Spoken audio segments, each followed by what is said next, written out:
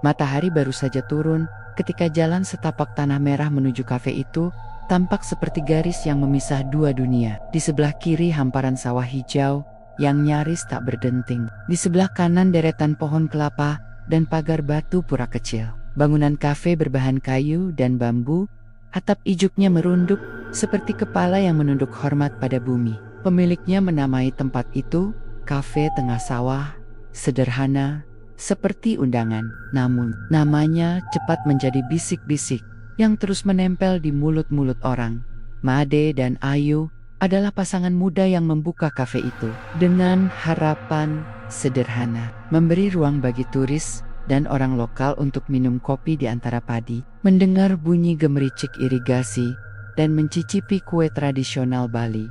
Mereka menata kursi rotan, menempelkan lukisan-lukisan kecil bertema sawah, menaruh sesajen pagi dan sore di rak kecil dekat pintu. Awalnya kafe itu sepi, hanya beberapa pejalan kaki dan pemburu foto yang mampir. Lalu, tanpa iklan berbayar, orang mulai datang, viral karena estetika, kata Ayu suatu malam sambil mengepel lantai bambu. Mereka suka foto selfie di sini. Pemandangannya beda, mata hanya mengangguk, matanya sering melirik ke sawah. Di pinggir sawah, ada sebuah petak kecil yang tampak sengaja dibiarkan, tidak ditanami. Selembar kain hitam tertancap di sebatang bambu, sesuatu yang bagi orang desa bukan hanya hiasan. Setiap malam sebelum kafe buka, Ayu dan Made melakukan sesuatu yang tak mereka umumkan pada siapapun. Mereka menyebutnya persembahan kecil. Di bawah langit yang mulai gelap, Ayu melipat kain putih, menyusun kesel-kesel canang yang berbeda dari sesajen biasa. Lebih banyak bunga hitam, sedikit beras yang terlihat hangus, dan beberapa butir telur dari ayam kampung. Made menyalakan dupa berwarna gelap, tidak seperti kemenyan aroma manis yang biasa ada di pura. Dupa itu berasa pekat dan aromanya menusuk. Bau itu bukan bau wangi yang menenangkan. Bau itu menggelitik hidung, terasa seperti bau waktu yang hangus. Aku taruh di sini saja, di ujung petak, bisik Ayu. Suaranya bergetar seperti tawa yang ditahan. Batara Kala menghitung waktu. Jangan lewatkan. Make menendak. Bibirnya melafalkan doa yang berbaur antara bahasa Bali lama dan kata-kata kecil yang diajarkan oleh seorang pemangku tua yang pernah datang membantu mereka menata kafe. Mereka menabur sedikit air suci dari kendi kecil, perlahan, sebagai tanda menghormati sesuatu yang mereka sendiri tidak sepenuhnya pahami. Dari luar, semua ini terlihat seperti adat. Dari dalam, Ayu dan Made membawa ketakutan yang diselimuti harapan, selembar selebaran pembiayaan, tagihan listrik, janji-janji investor itu, semua menekan. Padahal mereka memilih ritual sederhana yang tampak masuk akal dalam logika mereka sendiri. Memberi sesuatu untuk meminta sesuatu.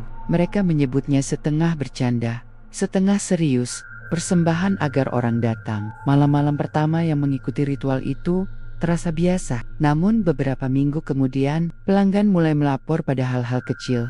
Rasa kantuk setelah makan, mimpi yang aneh, rasa sepi yang menyeruak sesaat setelah mereka meninggalkan kafe. Seorang guru asal Denpasar tertidur di kursinya setelah memesan sup, mendorong tangan ke meja, lalu terbangun gemetar, lalu pergi tanpa membayar. Dua turis asing yang datang untuk foto makan malam mengeluh tentang mimpi melihat jam raksasa yang selalu berdetak namun tidak pernah menunjukkan angka.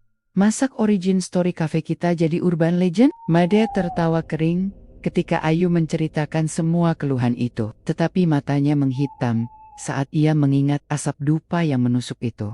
Kafe itu lalu banner-banner meledak popularitasnya. Foto-foto di media sosial menampilkan suasana temaram, lampu gantung dari tempurung kelapa, dan latar padi yang gemerlap di bawah lampu. Orang-orang mengantre panjang pada akhir pekan, mencari pengalaman tradisional yang otentik. Mereka datang untuk kopi robusta lokal, untuk roti pisang Ayu, dan untuk suasana. Mereka tidak tahu bahwa di belakang bar ada kebiasaan yang tak tertulis. Dewa, barista baru, datang pada malam yang gerimis. Ia pemuda setengah Jawa, setingga boli, dengan rambut sedikit keriting, dan mata yang cepat membaca suasana. Pengalaman barista di daerah lain membuatnya yakin ia bisa bertahan dimanapun. Tapi ini kali pertama ia bekerja di tempat yang menggabungkan menu hipster dan upacara pura kecil setiap malam. Ayu yang merekrutnya bilang, "Kau akan belajar banyak tentang kopi dan tentang kehidupan di sini." Ayu tersenyum tipis, tapi ada sesuatu pada garis senyumnya yang tak sampai. Malam itu, Dewa tiba lebih awal. Ia ingin melihat cara kerja kafe sebelum jam sibuk. Lampu-lampu minyak di meja dinyalakan satu persatu, sehingga bayangan daun padi bergoyang di dinding kayu. Di sudut, di bawah rak piring, sebuah baki kecil berlapis kain hitam, tampak menghitam oleh deposit abu. Di balik baki itu, hampir tersembunyi, ada papan kayu kecil bertuliskan huruf balik kecil. Gambar-gambar aneh yang sekilas mengingatkan pada jam. Dewa merasa ada yang mengikat perutnya, seperti rasa ingin tahu yang tajam dan takut yang halus. Ia bertanya pada Ayu, "Itu untuk apa, Bu?"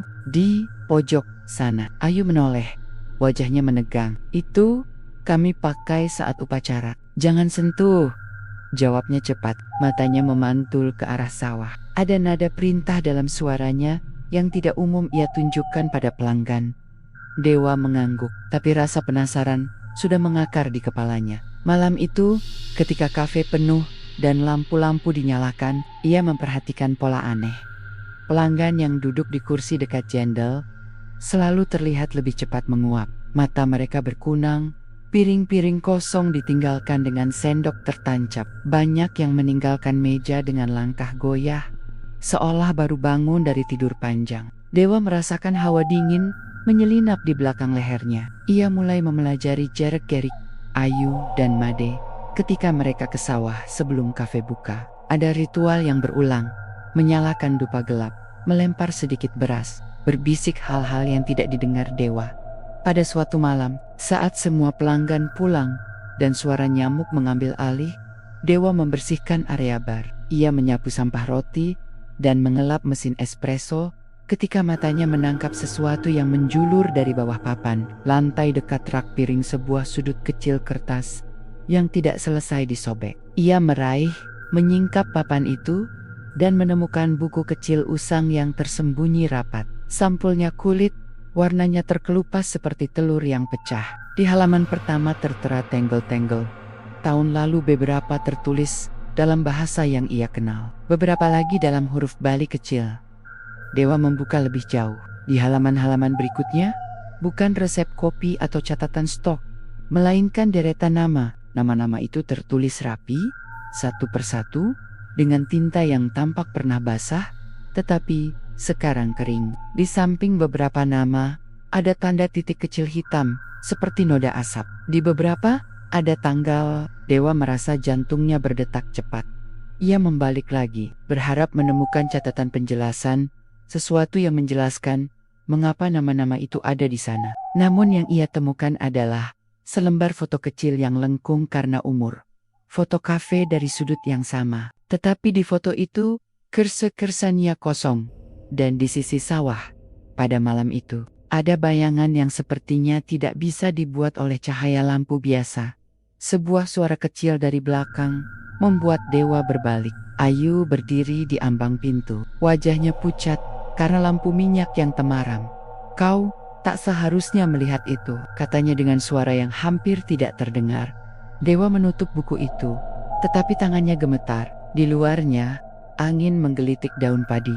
Bau dupa masih tersisa, tipis seperti kenangan. Di kejauhan, dari sebuah warung kecil, seseorang menyalakan radio tua yang memutar gamelan lambat. Suara itu bercampur asap, menciptakan nyanyian yang aneh, seperti jam yang berdetak di dalam tubuh sawah. Ayu mendekat, meraih buku kecil itu, dan matanya menampakkan sesuatu yang tak bisa disamarkan. Bukan hanya sekadar malu atau marah, melainkan ketakutan yang dalam, bersanding dengan tekad. Kami lakukan ini karena tidak ada jalan lain," bisiknya. "Tapi kau harus mengerti satu hal, Dewa.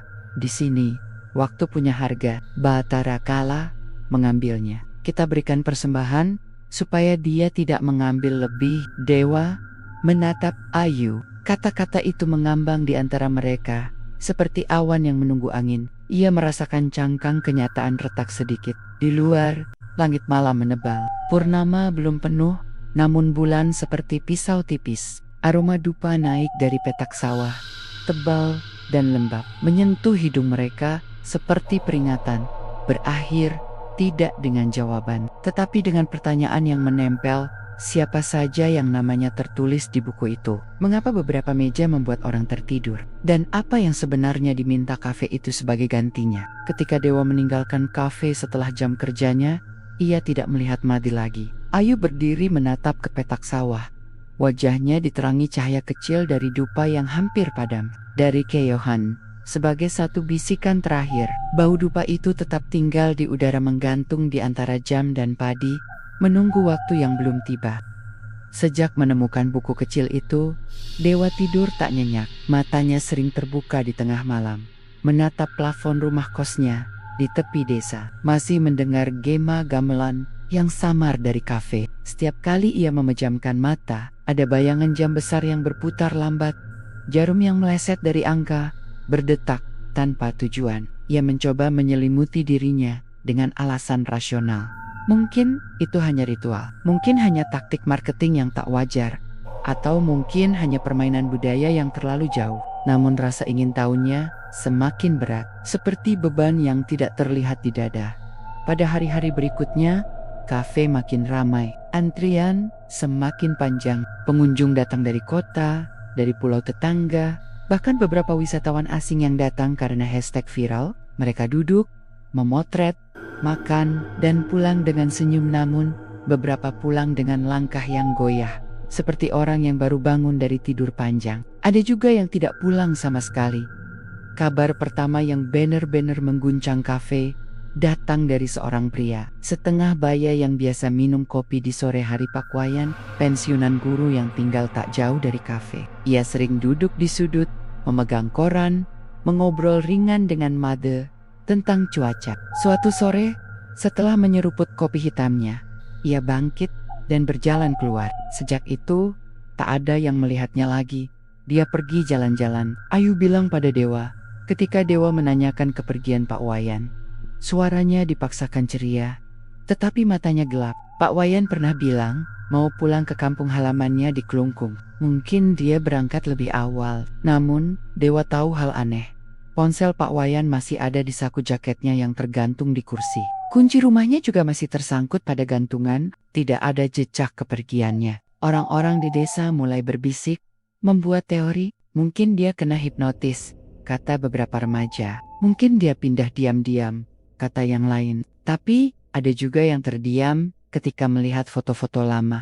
Beberapa pelanggan yang sering duduk di kafe tiba-tiba menghilang dari foto-foto. Grup di media sosial bukan hanya tidak hadir di foto baru, tetapi foto-foto lama seolah dihapus oleh tangan yang tak terlihat. Dewa mencoba mencocokkan nama-nama di buku itu dengan orang-orang yang menghilang. Ia duduk larut malam di meja kerja, menyalakan lampu kecil, dan membuka buku itu lagi. Huruf-huruf Bali yang perlahan bisa ia baca memberi makna tersendiri. Nama-nama tertulis rapi, ada tanggal kecil, dan di beberapa dipasang titik hitam seperti noda. Di samping satu nama terdapat keterangan samar, tidak kembali. Hati Dewa menjerit samar.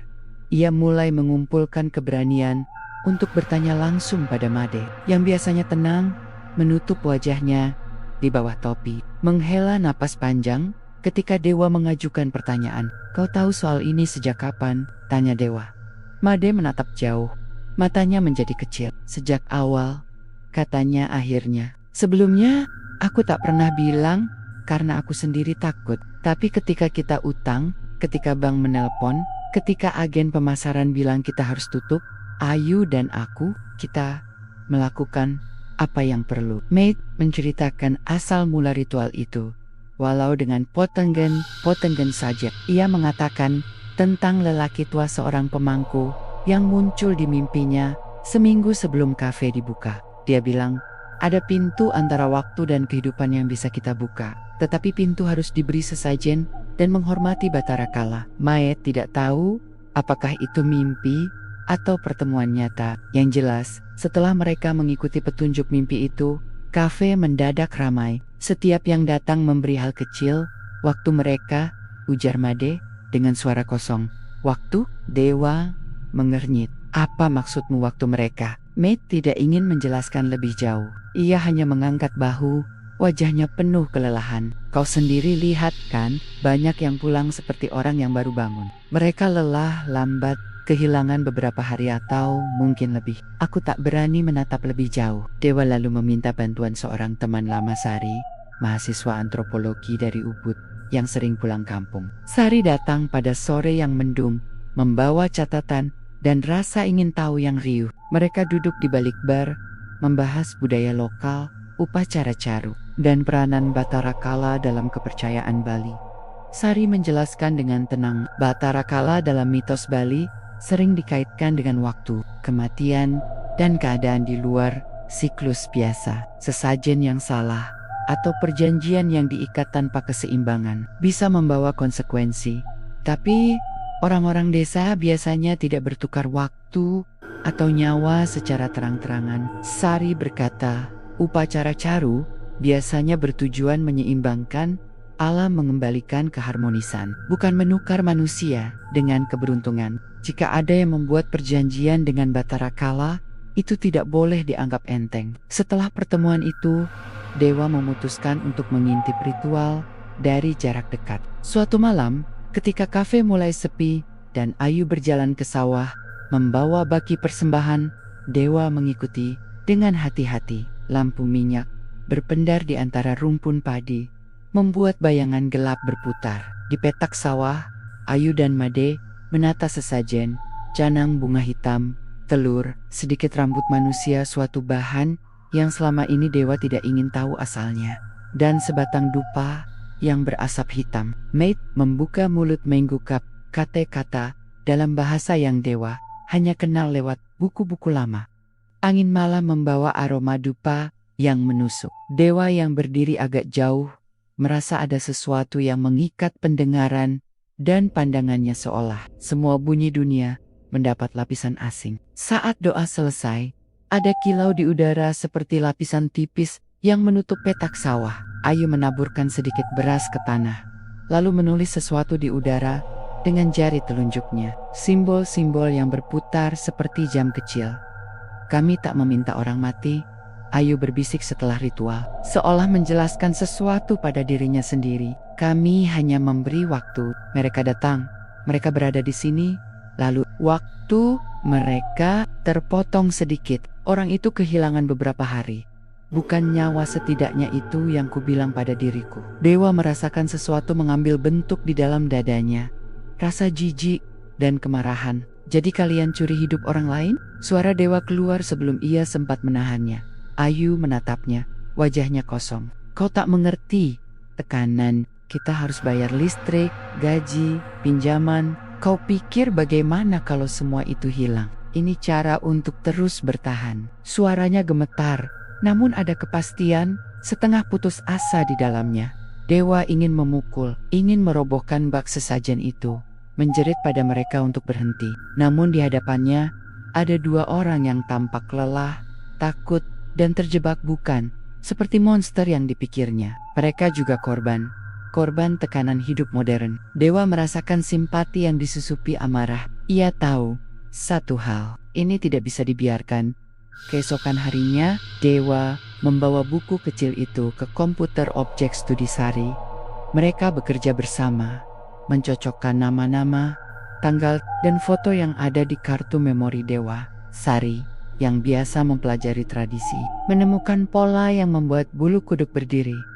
Setiap nama yang diberi titik hitam dalam buku itu berhubungan dengan satu hal. Mereka tidak pernah ditemukan lagi di kampung halaman mereka. Beberapa hilang beberapa hari setelah datang ke kafe. Yang lain hilang tanpa jejak. Ada juga beberapa nama yang tertulis baru-baru ini, nama yang belum pernah Dewa dengar. Di antara nama-nama itu, ada satu yang mengejutkan Dewa. Nama sahabatnya, Jaket, yang dulu sering ngopi di kafe sebelum ia bekerja di sana. Jaket telah pindah ke Jakarta beberapa bulan lalu, tapi beberapa kali balik ke desa untuk mengurus hal kecil. Dewa ingat tawa Jaka, cerita-cerita nakalnya, cara Jaka mengejek makanan pedas. Di samping nama Jaka, ada titik hitam kecil yang baru ditulis, dan di sampingnya tanggal seminggu dari sekarang.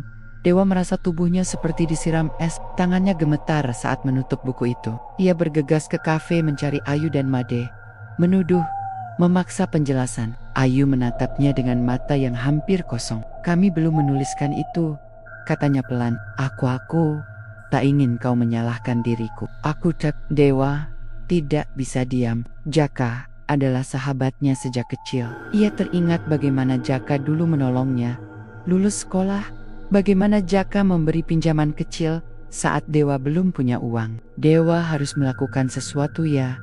Tak bisa membiarkan nama itu tetap tertulis. Malam itu, Dewa menunggu Jaka di warung kopi biasa dekat pasar.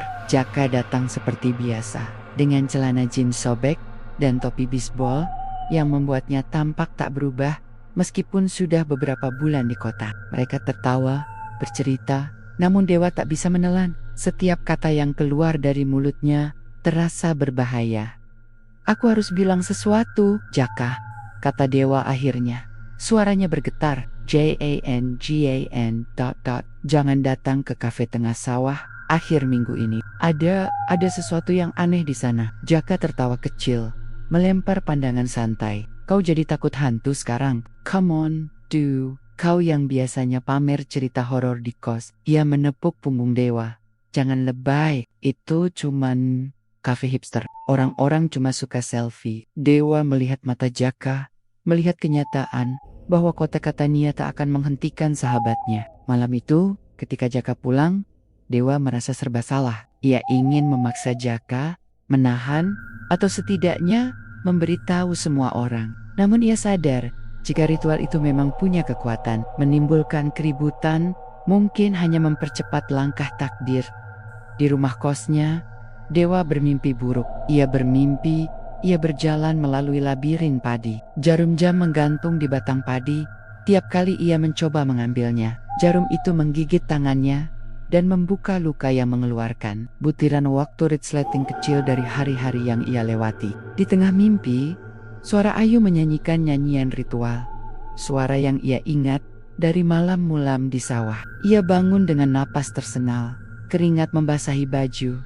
Keesokan paginya, Dewa bergegas ke kafe. Hatinya berdebar bukan karena takut pada Ayu dan Made, tetapi takut pada apa yang mungkin sudah terjadi. Di meja bar, ia melihat sebuah kertas kecil. Huruf-huruf itu baru saja tertulis. Tangannya gemetar. Saat mengambilnya itu adalah tanda baru di buku, nama Jaka, dan tanggal yang sama. Titik hitam itu sekarang lebih gelap. Lebih banyak noda seperti asap dua menjerit. Suara itu meleset di udara bambu, menimbulkan kehampaan. Maid muncul dari dapur, menatap Dewa dengan mata penuh penyesalan. Kami tak memilih nama itu, katanya. Ada sesuatu di luar kendali kita. Ayu menangis di sudut. Kadang mereka menulis sendiri, bisiknya. Tangan-tangan yang tak terlihat. Apa yang kita kirimkan, ada balasan yang sudah menulis namanya sendiri. Panik menggulung Dewa.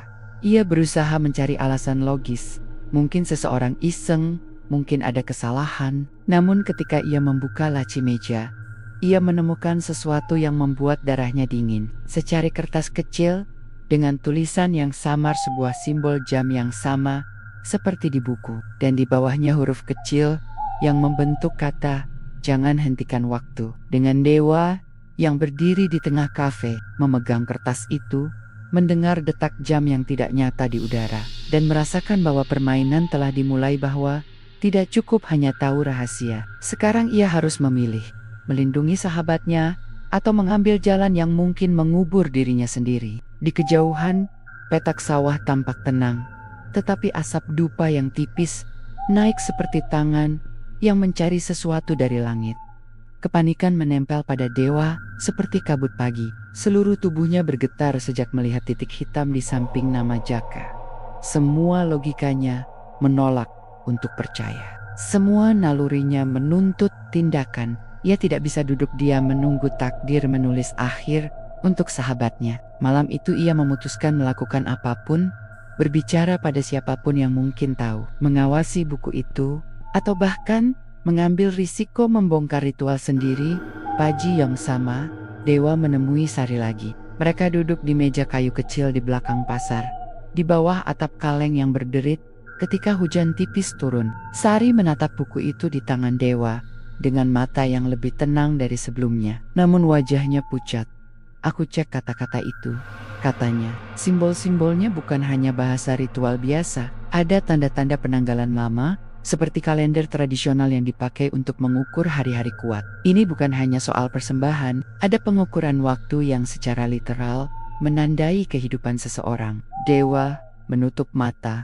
Jadi mereka dicuri waktunya? Sari mengangguk pelan. Tidak persis dicuri seperti dalam cerita. Lebih tepatnya, waktu mereka dipotong atau dipindahkan. Orang itu mungkin masih hidup di antara detik di antara, tetapi tidak lagi berada pada garis waktu yang biasa. Dalam beberapa mitos, ada entitas yang mengatur celah-celah waktu, memberi keberuntungan dengan mengorbankan hari-hari seseorang. Batara Kala sering dikaitkan dengan hal seperti itu. Jika perjanjian tidak seimbang, korban bisa hilang total. Dewa merasa sesak. Kalau begitu, kita hentikan ritualnya. Sari menatap lama, lalu menjawab perlahan, bukan sesederhana itu. Menentang sesuatu yang sudah diikat dengan upacara memerlukan upacara lain.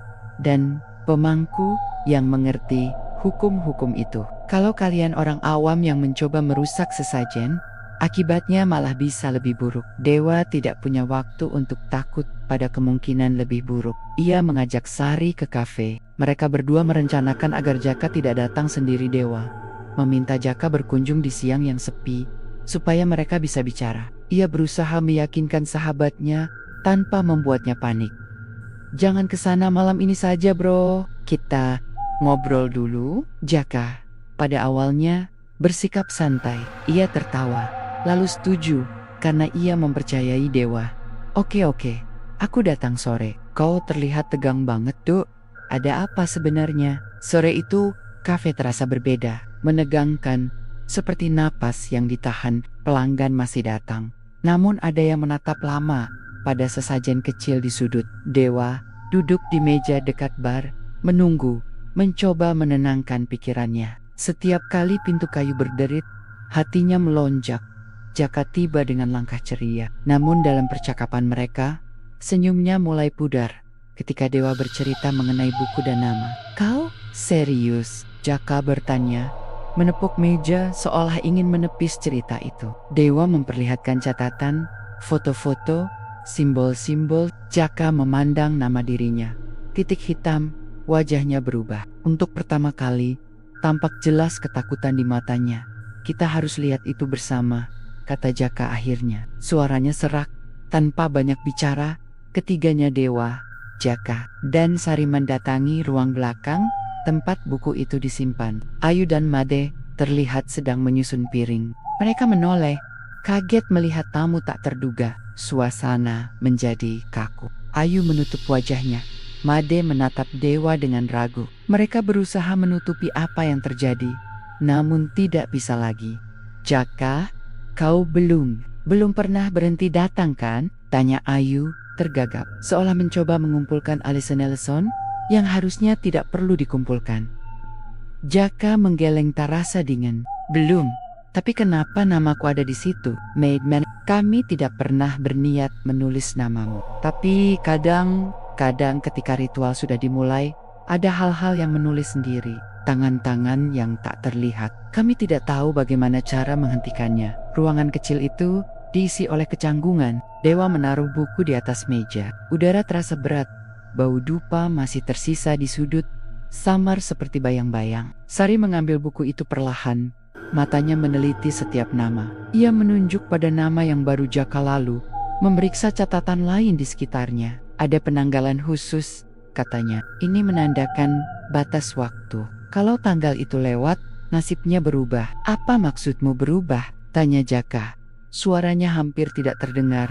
Sari menghela napas. Kalau nama diberi tanda dan tidak ada perlakuan balasan. Misalnya, upacara yang mengembalikan keseimbangan, entitas itu akan menarik lebih jauh. Awalnya hanya sedikit waktu yang hilang, tapi lama-kelamaan orang itu bisa terseret ke antara waktu dan lenyap dari kehidupan biasa. Jaka menandok, matanya berkaca-kaca. Di luar, ayam berkokok samar. Di dalam, jam dinding di kafe berdetak seperti gelisah. Dewa meraih tangan Jaka dan merasakan telapak yang dingin. Kita harus cabut namamu dari buku itu. Kita harus melakukan sesuatu sekarang. Mereka berpikir keras.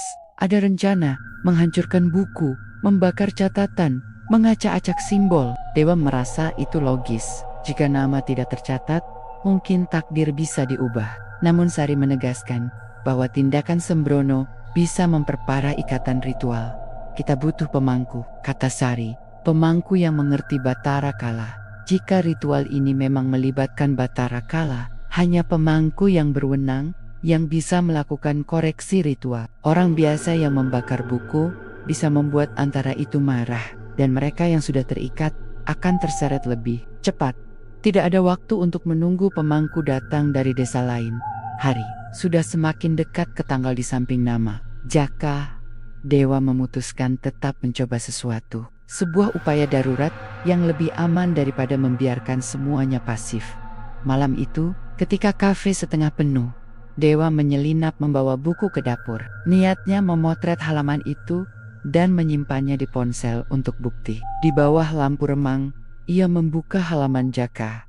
Tangannya gemetar. Ia mencoba menghapus tanda dengan jari, membekap tinta, menggosok. Tinta itu terasa seperti abu yang menempel, tapi tidak luntur. Saat jari-jari Dewa mengusap, ada hawa dingin yang tiba-tiba menyusup dari halaman, seperti hembusan napas. Ponsel Dewa mati seketika. Layar hitam, suara mesin espresso berhenti.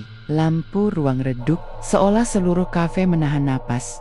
Sebuah bunyi, seperti langkah kecil dari sudut kedap, terdengar. Dewa menoleh dan melihat bayangan tipis melintas melewati meja. Ia meraih ponsel, menyalakan lampu senter. Cahaya itu bergetar di atas meja. Namun tinta pada halaman itu kini tampak berbeda. Titik hitam di samping nama Jaka tampak sedikit menyebar, memudar, lalu menghilang. Dewa tersentak. Ia merasa lega sementara, namun guncahan perasaan itu lenyap ketika sebuah bisikan tipis terdengar di telinganya. Bukan dalam kata-kata yang jelas, melainkan seperti jam yang menggeretak.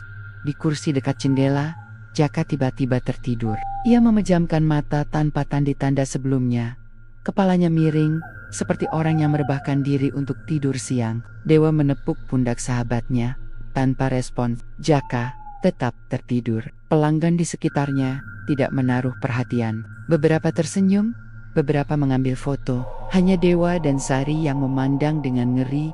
Waktu terasa memadat. Dewa mencoba membangunkan Jaka dengan mengguncang sedikit, namun badan Jaka terasa hangat, namun kaku, bukan tidur biasa. Di keningnya ada bekas debu halus, seperti abu dupa yang menempel. Dewa meraih bahu Jaka dan berbisik, "Bangun, Jak, bangun, tolong." 1 menit, 2 menit berlalu, namun Jaka tidak membuka mata. Ketika Dewa memaksa membuka mata Jaka dengan menyingkap kelopak matanya. Yang terlihat bukanlah kerutan biasa, tetapi matanya kosong, putih, seperti kaca. Tubuh Jaka mendadak goyah. Dari mulutnya keluar suara seperti menyeret napas panjang. Lalu, perlahan, seperti kabut yang menipis. Bagian dari tubuh Jaka menipis, bukan menghilang seperti asap, tetapi bagian demi bagian kehilangan definisi. Tangan yang menggenggam gelas menjadi transparan, kemudian lengan, lalu bahu.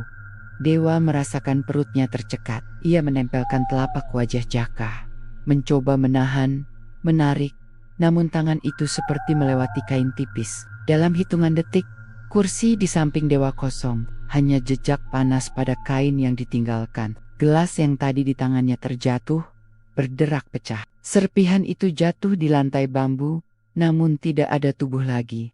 Suasana kafe membeku. Orang-orang yang tadinya bercakap-cakap kembali menoleh. Beberapa tetap tidak menyadari apa yang baru saja terjadi.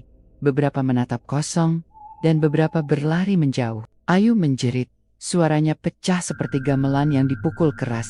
Maid berdiri terpaku, Matanya menutup, seperti orang yang baru menerima hukuman. Sari memegang kepala, menjerit memanggil nama Jaka. Namun hanya Gema yang kembali. Dewa merangkak ke lantai, meraih sisa baju Jaka, kepingan kain yang sempat tersisa di kursi, sebuah kancing yang jatuh. Tangannya berlumuran luka kecil karena pecahan gelas. Hatinya hancur. Di meja, buku kecil itu terbuka sendiri pada halaman Jaka. Tinta yang tadi memudar, kini menghitam pekat kembali. Dan di samping nama Jaka, ada sebuah catatan baru. Ditulis dengan garis-garis kecil, seperti bekas jam, dipindahkan antara. Ayu menangis, terseduh-seduh. Kami tidak mau, kami tidak pernah mau orang hilang. Kami memberi hanya sedikit waktu. Kami tidak punya niat membunuh. Sari menatap Ayu. Wajahnya basah. Perjanjian yang tak sempurna selalu menuntut keseimbangan, katanya. Suaranya dingin. Kalian telah membuka sesuatu yang kini mengambil lebih dari yang kalian rencanakan. Dewa meraba kepalanya, berusaha menahan amarah dan rasa bersalah. Ia menatap pada buku itu, pada nama yang menghitam, pada titik-titik yang seolah hidup. Rasa bersalah menggerogoti. Ia menyesal tidak bertindak lebih cepat. Menyesal meyakinkan Jaka untuk datang. Ia menyesal telah percaya pada hal-hal yang mengenyahkan manusia di luar. Hujan turun deras, memukul atap bambu seperti tangan yang tak sabar. Lampu kafe berkedip. Di antara bunyi hujan dan tangis, Dewa mendengar sesuatu lain. Sebuah denting halus, berulang. Seperti jam kecil yang mendering jauh di petak sawah. Suara itu membuat bulu kuduknya meremang. Suara itu terasa bukan dari dunia biasa. Dengan kafe yang kacau, dengan kursi kosong di mana Jaka duduk, dan dengan asap dupa yang masih menggantung di udara, seperti janji yang belum ditebus. Dewa berdiri di tengah reruntuhan pecahan gelas, menatap nama Jaka yang kini bercat hitam, dan menyadari satu hal yang menakutkan. Permainan ini sudah bukan lagi soal menyelamatkan satu orang. Ada daftar yang terus bertambah, dan waktu yang menjadi mata pedang Batara Kala mulai menajam ke arah mereka semua. Malam itu, langit ubud tampak berbeda. Awan menggulung rendah seolah menekan bumi, dan cahaya bulan tertutup kabut tebal. Angin berembus lembab, membawa aroma dupa yang pekat dari arah sawah di belakang kafe. Raka menutup pintu dapur lebih awal malam itu. Hanya tersisa dirinya dan Luh Ayu di ruang utama, membersihkan meja setelah tamu terakhir pergi. Namun, entah kenapa, malam itu suasana terasa tidak seperti biasanya. Terlalu sunyi, terlalu dingin. Rak, kamu denger gak? Tanya Luh Ayu pelan, sambil berhenti mengelap meja. Raka mendongak. Denger apa? Luh Ayu mengerutkan kening, lalu berbisik. Kayak ada gamelan dari sawah. Mereka berdua diam, dan benar, dari balik angin terdengar samar suara gamelan tradisional Bali. Tapi nadanya aneh, tidak seperti irama upacara biasa, pelan, datar, dan lambat. Seperti lagu untuk mengantar arwah. Raka menelan ludah. Mungkin ada yang latihan di pura, ujarnya berusaha tenang, tapi suaranya goyah. Namun Luh Ayu menggeleng cepat. Gak ada pura di belakang situ, Ra. Cuma sawah. Keduanya menatap ke arah jendela besar yang menghadap ke hamparan padi. Di sana, kabut mulai turun, tebal seperti kapas. Dalam kabut itu, tampak titik-titik cahaya kecil, seperti lilin yang menyala di antara tanaman padi. Raka mendekat ke kaca, mencoba memfokuskan pandangan. 1,25 sektor. Don di tengga-tengganya, tampak bayangan hitam bergerak pelan, seperti seseorang sedang menari. Melingkar di antara lilin-lilin itu, jantung Raka berdegup keras. Ia menoleh pada Luh Ayu, yang wajahnya sudah pucat pasi. Itu, siapa? Gumamnya. Tak ada jawaban. Luh Ayu hanya menatap dengan mata membulat, lalu perlahan melangkah mundur. Kita tutup aja, Ra. Tapi sebelum sempat mereka mematikan lampu, listrik tiba-tiba padam. Gelap, hanya suara gamelan yang kini terdengar jelas, lebih keras, lebih cepat, disertai dengan bisikan-bisikan rendah yang tidak bisa mereka pahami. Raka segera menyalakan senter dari ponselnya. Sorotan cahaya menembus sebagian ruangan yang kini dipenuhi bayangan. Luh Ayu berpegangan di lengannya, tangannya gemetar. Ini gak bener, Ra. Aku tenang, bisik Raka. walau dirinya pun nyaris tak bisa menahan gemetar. Aku keluar bentar, mau lihat siapa yang main gamelan di sawah jam segini. Janggen, seru lu, ayo cepat. Kamu gila. Tapi Raka tetap berjalan ke pintu belakang. Ia merasa ada sesuatu yang harus ia pastikan. Begitu membuka pintu, udara dingin langsung menerpa wajahnya. Kabut semakin tebal, dan suara gamelan kini terdengar seolah berasal dari bawah tanah. Ia melangkah perlahan ke arah sawah, hanya berjarak belasan meter dari bangunan kafe. Langkahnya terasa berat. Suara gamelan kini bercampur dengan bunyi gong besar yang dipukul perlahan. Setiap dentum terasa sampai ke dada, dan di tengah kabut itu, Raka melihat sesuatu. Tampak seorang lelaki tua berpakaian adat putih duduk di depan meja batu. Di atasnya tergeletak sesajen, bunga, darah ayam, dan dupa yang masih menyala. Namun, wajah lelaki itu tidak tampak. Kabut menutupi bagian kepalanya, seperti kabur di foto. Rakamet. Lalu lelaki itu berbicara. Suaranya serak dan dalam, seperti berasal dari dua arah sekaligus. Waktu tidak bisa dibohongi. Korban harus lengkap. Raka mundur selangkah. Jantungnya seolah berhenti berdetak. Siapa lo? Tidak ada jawaban. Lelaki itu mengangkat tangannya perlahan, dan di sekelilingnya, lilin-lilin kecil menyala, serentak membentuk lingkaran. Dari balik tadi yang berayun, muncul banyak sosok, bayangan hitam tinggi, kurus, dengan kepala tak jelas bentuknya. Mereka bergerak perlahan, melingkari lelaki tua itu, menatap ke arah Raka. Raka berbalik dan berlari sekuat tenaga ke arah kafe. Begitu sampai di dalam, Luh Ayu sudah berteriak memanggilnya. Ra, kamu kenapa? Tapi sebelum ia sempat menjawab, semua suara gamelan berhenti mendadak. Hening total, listrik kembali menyala. Tak ada kabut, tak ada cahaya lilin, hanya keheningan dan aroma dupa yang menusuk hidung. Mereka berdua saling menatap, napas terengah. Raka hanya bisa berbisik. Tadi, ada orang di sawah, pakai baju putih. Ada sesajen. Luh Ayu menatapnya dengan pandangan takut. Raka, itu tempat upacara kan? Kamu jangan ganggu, itu bukan buat manusia biasa. Raka menatap ke arah jendela lagi. Di luar, sawah tampak tenang. Tapi di salah satu petak padi, tampak sesuatu seperti bayangan manusia berdiri diam, menghadap ke kafe. Dan kali ini, Raka tahu, apapun itu sedang memperhatikannya. Malam itu, mereka berdua tak tidur sampai pagi, karena meski suara gamelan sudah hilang, setiap beberapa menit aroma dupa kembali tercium dari arah sawah. Makin lama, makin kuat, seolah sesuatu di luar sana sedang menunggu waktu untuk kembali.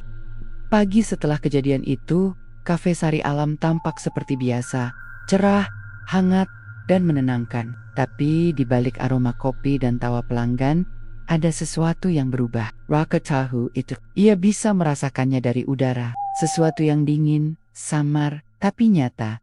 Luh Ayu bekerja seperti biasa, tapi sorot matanya kosong. Ia tak banyak bicara sejak malam di mana mereka mendengar gamelan dari sawah. Setiap kali angin meniup tirai ke arah belakang, wajahnya langsung menegang.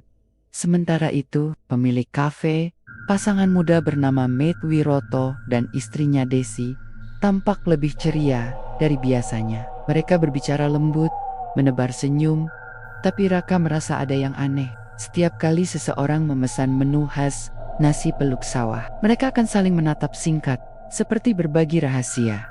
Hari itu, kafe penuh sejak pagi. Banyak turis datang tanpa tahu kenapa tempat itu begitu viral. Ada yang bilang karena pemandangannya, ada yang bilang makanannya bikin tenang, tapi Raka memperhatikan satu hal yang mengusik pikirannya. Setiap pelanggan yang tampak terlalu lama menatap sawah, tak pernah datang lagi keesokan harinya. Malamnya, setelah kafe tutup, Raka memutuskan untuk tinggal lebih lama. Maid dan Desi sudah pulang.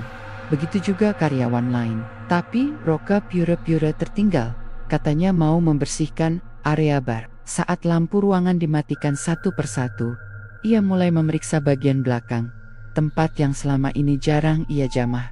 Di ujung dapur, ada pintu kayu kecil yang selalu terkunci. Raka sering melihat Made keluar masuk dari sana sebelum jam buka, membawa dupa dan keranjang sesajen. Rasa penasarannya meledak malam itu. Ia mengambil kunci cadangan yang tergantung di laci dapur dan dengan tangan gemetar mencoba membuka pintu itu. Kunci berputar dengan suara klik lembut. Udara dingin langsung keluar dari dalam ruangan. Bau dupa yang sangat menyengat menyeruak bercampur dengan aroma amis darah hewan.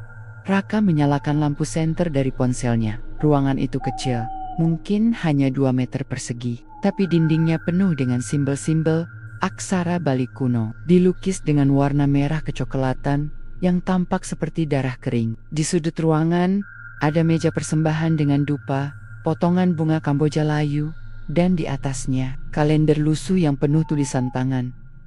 Raka mendekat perlahan. Setiap tanggal ditandai dengan tinta merah, dan di sampingnya tertulis nama seseorang, nama-nama yang sangat ia kenal. Agus, 7 Juli, Catherine, Manus, Dozi, Juli, Luh, Ayu, 15 Juli. Lalu di bawahnya, ada satu baris nama yang membuat darah Raka berhenti mengalir. Raka, 17 Juli, tangannya bergetar. Ia menatap tanggal itu, hanya 2 hari lagi. Di bawah namanya ada catatan kecil dalam tulisan tangan rapi. Korban terakhir sebelum purnama. Persembahan untuk Batara Kala. Raka menelan ludah. Ruangan itu terasa semakin sempit, semakin panas. Ia menoleh, ingin keluar, tapi sesuatu menarik perhatiannya di lantai. Ada selembar foto yang terinjak oleh sandal. Ia mengambilnya dan terkejut setengah mati. Foto itu menunjukkan para pelanggan yang pernah datang, tapi semuanya sedang duduk di tengah sawah. Dengan mata tertutup, tubuh kaku, dan dupa di tangan. Wajah mereka pucat seperti patung. Di belakang mereka berdiri Maid dan Desi, tersenyum ke arah kamera. "APA," gumam Raka. Suaranya parau tiba-tiba, terdengar suara dari luar ruangan. Langkah kaki, pelan, teratur, menuju ke arah dapur. Raka buru-buru mematikan senter dan menahan napas. Pintu dapur berderi terbuka, dan suara perempuan terdengar lembut tapi tajam. "Ada orang di sini?" Itu suara Desi. Raka bisa melihat bayangan tubuhnya dari celah pintu kecil ruangan itu. Bayangan yang tidak normal. Kepala Desi tampak sedikit condong ke belakang, dan ada bentuk hitam besar di belakangnya, seperti seseorang berdiri sangat dekat di punggungnya. Raka menutup mulutnya rapat, mencoba tak bersuara. Detak jantungnya terasa sampai ke telinga. Desi berdiri diam di depan pintu selama beberapa detik, lalu berbisik dengan nada rendah, seperti menirukan mantra, "Batara Kala, waktu sudah dekat." Setelah itu, langkah kakinya perlahan menjauh. Raka menunggu lama sampai banner-banner yakin dia sudah pergi, baru berani keluar. Ia menutup pintu ruangan itu dengan hati-hati. Tapi, sebelum menutup rapat, ia menoleh sekali lagi. Kalender itu masih terbuka, dan tanggal di sana bergerak sendiri. Angkanya berubah dari 15 Juli ke 16 Juli di depan matanya. Raka menjatuhkan kunci, hampir berteriak. Ia berlari keluar dari dapur, melewati ruang makan, lalu berhenti di pintu depan. Nafasnya tersengal. Tapi saat ia menoleh ke arah sawah, ia melihat sesuatu yang berdiri di tengah kabut.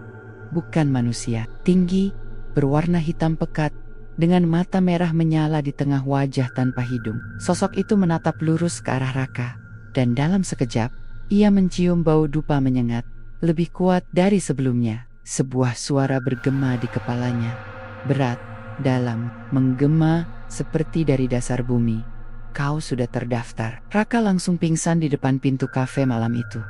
Keesokan paginya, Luhayu menemukannya tergeletak. Ia mencoba membangunkan, tapi Raka hanya berbisik lirih, "Kita harus pergi dari sini." Namun, sebelum mereka sempat kabur, Made dan Desi datang lebih pagi dari biasanya, dengan senyum yang terlalu lebar. Dan di meja dapur, sudah ada sesajen baru yang belum sempat dibuka, berisi foto Raka, dan selembar kertas, bertuliskan, "Persembahan Purnama terakhir." Langit ubud malam itu menggantung berat, seperti menahan sesuatu yang ingin jatuh dari langit. Bulan tampak bulat sempurna, tapi tertutup awan tipis berwarna merah. Keunguan pertanda purnama akan datang dalam hitungan jam.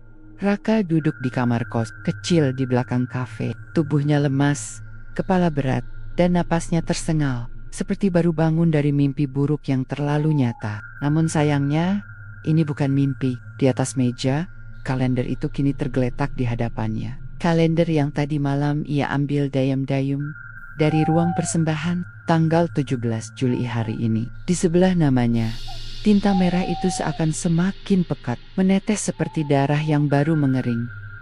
Luh Ayu mengetuk pintu perlahan. "Ra, kamu udah bangun?" Suaranya pelan, tapi terdengar gugup. Raka membuka pintu. Wajah gadis itu pucat, matanya bengkak. "Aku gak bisa tidur," katanya lirih. "Tadi malam aku mimpi lihat kamu di tengah sawah, duduk di lingkaran dupa. Terus ada yang manggil nama kamu pelan-pelan." Raka menelan ludah, mencoba menenangkan diri. "Itu bukan mimpi, Ayu. Itu peringatan." Ia lalu menunjukkan kalender itu. Dan Luh Ayu langsung menutup mulutnya, menahan jeritan. "Kita harus pergi," kata Raka cepat. "Malam ini." Sebelum mereka mulai ritual itu. Namun rencana kabur tak semudah yang mereka pikirkan. Setiap kali mereka mencoba keluar dari area kafe, selalu ada sesuatu yang membuat mereka gagal. Motor mereka mendadak mati tanpa sebab. Kunci pintu gerbang hilang entah kemana. Dan ketika mereka mencoba berjalan melewati sawah, kabut turun dengan cepat, membuat mereka kehilangan arah. Hanya dalam hitungan detik, seolah ada kekuatan yang tak ingin mereka meninggalkan tempat itu. Sore menjelang malam, Made dan Desi datang dengan pakaian adat lengkap. Mereka tersenyum hangat seperti biasa, tapi mata mereka kosong. "Raka, Luh Ayu," ucap Made dengan nada lembut tapi tegas. "Malam ini kafe tutup. Kami ada upacara khusus. Kalian istirahat saja di kamar. Jangan keluar sampai pagi, ya?" Raka menatap mereka lama. "Upacara apa, Pak?" tanyanya pelan. Made tersenyum tipis. "Untuk keselamatan semua yang pernah datang ke sini." Lalu tanpa menunggu jawaban, mereka berjalan ke arah belakang, menuju sawah yang sudah dipenuhi kabut tipis. Raka memperhatikan dari jendela. Di tangan Desi tampak keranjang besar berisi dupa, bunga, dan sesuatu yang terbungkus kain putih. Dari arah sawah, mulai terdengar tabuhan gamelan lambat dan berat, seperti yang pernah mereka dengar beberapa malam lalu. Begitu malam turun sepenuhnya, Raka memutuskan tak bisa tinggal diam. Ia menggenggam tangan Luh Ayu dan berbisik, "Kita lihat apa yang sebenarnya mereka lakukan." Mereka keluar dayam-dayam lewat jendela dapur. Angin malam terasa basah, membawa aroma dupa yang semakin tajam hingga menusuk dada. Dari kejauhan, terlihat kilau api lilin berjejer membentuk lingkaran besar di tengah sawah.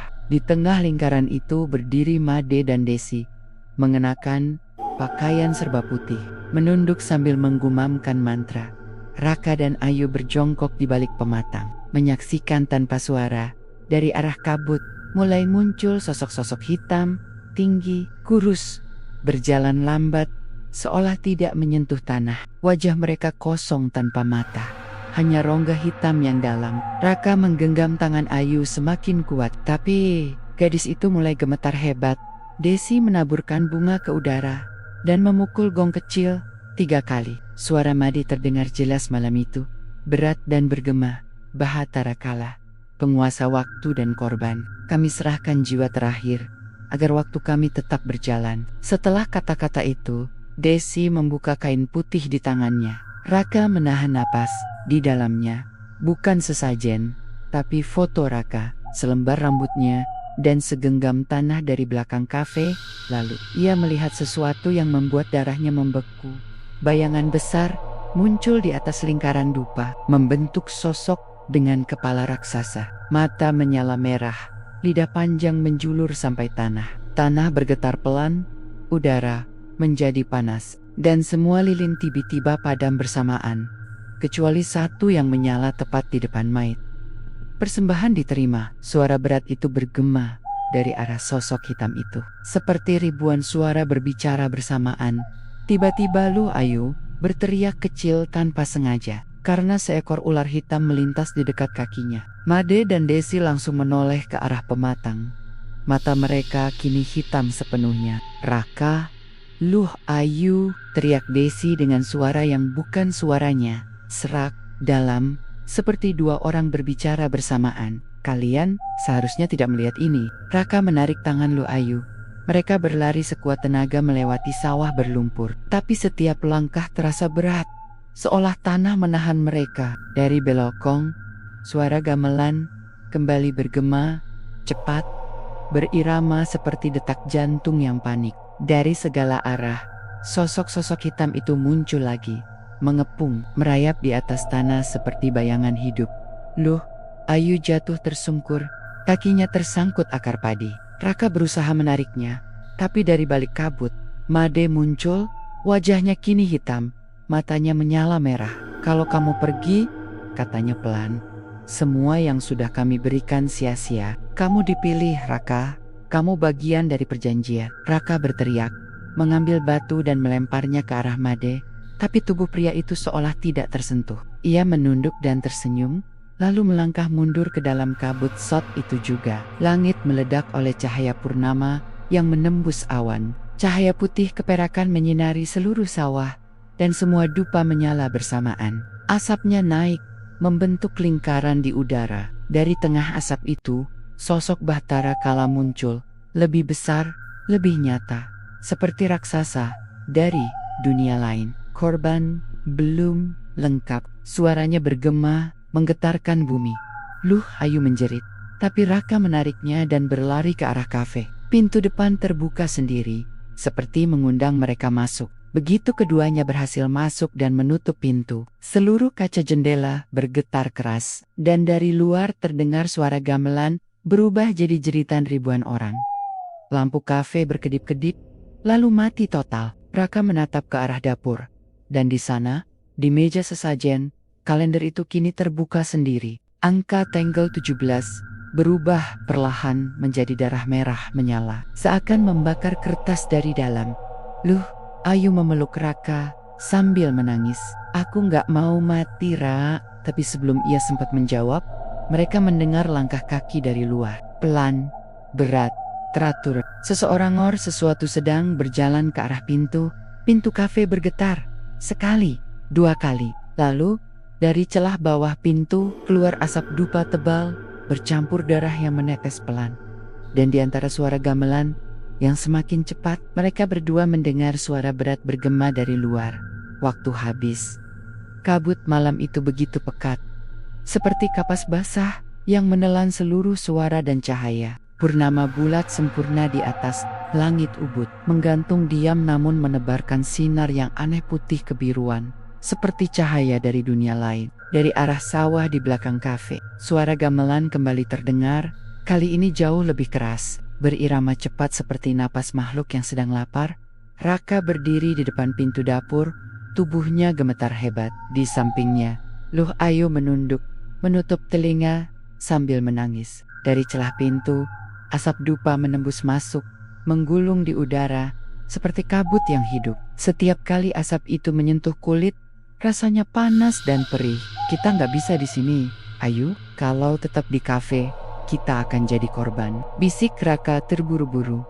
Namun setiap langkah menuju keluar terasa berat, seolah udara menolak mereka. Lampu gantung berayun pelan, menimbulkan suara krit-krit, seperti tali tua yang ditarik. Dan tiba-tiba semua suara berhenti. Gamelan terhenti, angin berhenti. Bahkan jangkrik pun mendadak diam. Hanya ada bunyi langkah kaki, perlahan, dari arah luar kafe. Langkah itu tidak biasa berat, seperti kaki seseorang yang menyeret beban besar di tanah. Lalu terdengar suara yang sangat dikenali Raka. "Jangan sembunyi." Suara Made, tapi bukan lagi suara manusia biasa. Suaranya bergema, berlapis, seperti dua dunia berbicara bersamaan.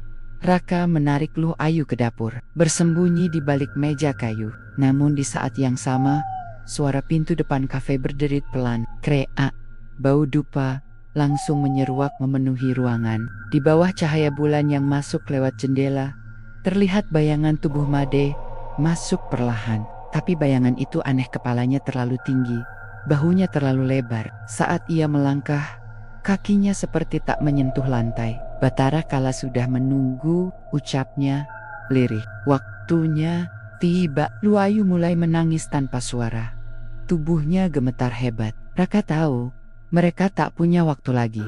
Ia menggenggam tangan Luh Ayu, menariknya ke arah pintu belakang. Tapi begitu mereka membuka pintu itu, dunia di luar tidak lagi sama. Sawah yang biasanya hijau kini berubah menjadi lautan lumpur hitam, dipenuhi dupa menyala dan bunga layu. Langit purnama bergoyang, seolah retak. Di tengah lumpur itu, tampak Desi berdiri. Wajahnya tertutup kain putih, tubuhnya bergetar, seperti orang menahan kesakitan. Di depannya, berdiri sosok raksasa dengan tubuh seperti arang. Matanya merah menyalap Hatara Kala. Ia menunduk perlahan ke arah Raka dan Luh Ayu. Bibirnya menyeringai memperlihatkan jiji-jiji sebesar pisau. Korban terakhir belum datang. Waktu harus ditutup. Tanah bergetar dari bawah lumpur. Muncul tanggon-tanggon pucat yang mencoba meraih kaki Raka dan Luh Ayu. Suara jeritan terdengar di segala arah jeritan. Orang-orang yang pernah datang ke kafe itu. Mereka memanggil, menangis, memohon untuk dibebaskan.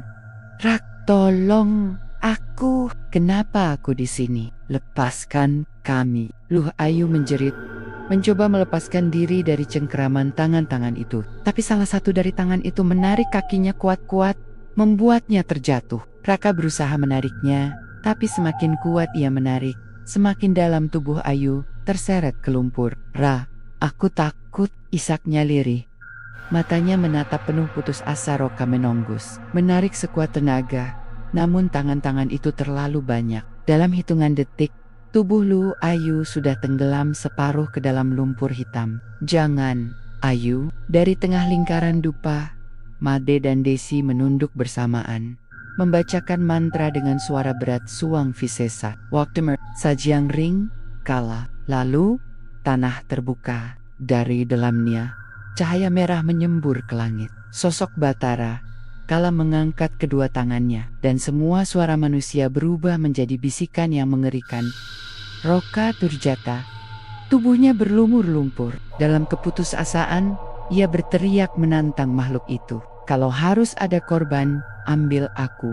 Lepaskan dia. Semuanya hening seketika. Mata merah besar itu menatap Raka lama, lalu perlahan membentuk senyum menyeramkan. Begitu seharusnya. Dalam sekejap, semua dupa menyala bersamaan. Asap putih menelan seluruh sawah, membentuk pusaran besar. Tubuh Raka terangkat ke udara, diseret oleh kekuatan tak terlihat. Luh Ayu berteriak histeris, tapi tubuhnya kini bebas sementara Raka melayang ke tengah lingkaran dupa. Made dan Desi bersujud dalam. Wajah mereka menangis bahagia. Persembahan terakhir. Batara Kala menundukkan wajahnya mendekati Raka. Tatapan mata merah itu begitu dekat, panasnya seperti bara api. Waktu kembali berjalan dengan darahmu. Seketika, cahaya bulan purnama membesar, menelan seluruh area sawah dan kafe. Segalanya menjadi putih lalu hitam. Tak ada suara lagi, tak ada napas, hanya keheningan.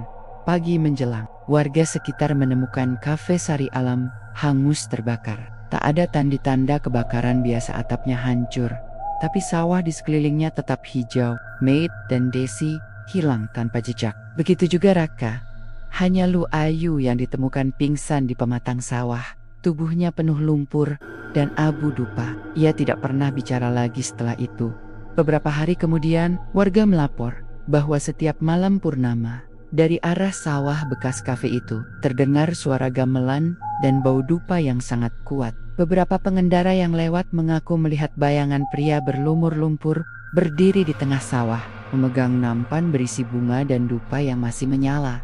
Dan ketika mereka mencoba mendekat, sosok itu akan menatap perlahan dan berbisik, "Wak, belum selesai."